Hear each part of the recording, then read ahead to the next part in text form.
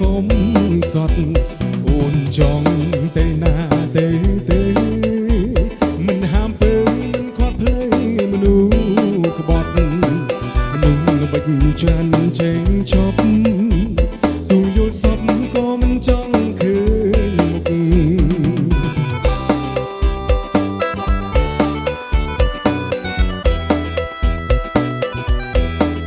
មានស្នេហាជួបតែមនុស្សសងស្ទើបែជួយវិញហើយខ្ញុំ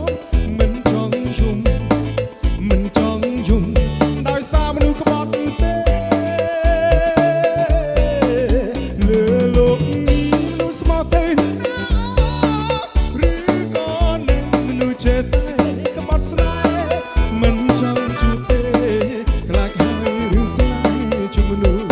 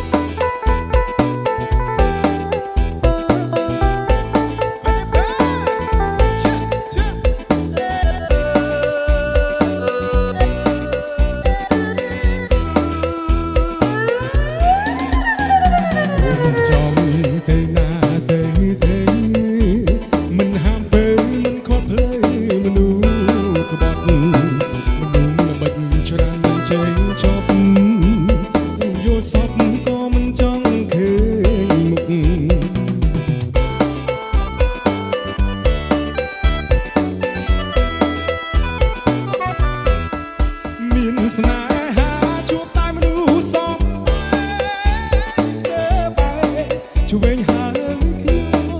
មិនចង់យំមិនចង់យំដោយសារមនុស្សក្បត់ទេលើលោកនេះមនុស្សស្មោះទេឬក៏នឹងមនុស្សចេះតែក្បត់ស្នេហ៍មិនចង់ជួបទេខ្លាចហើយរឿងស្នេហ៍ជួបមនុស្សមានស្នេហាជួបតែមនុស្សសមស្ទើបែជួយហើយខ្ញុំមិនចង់យំ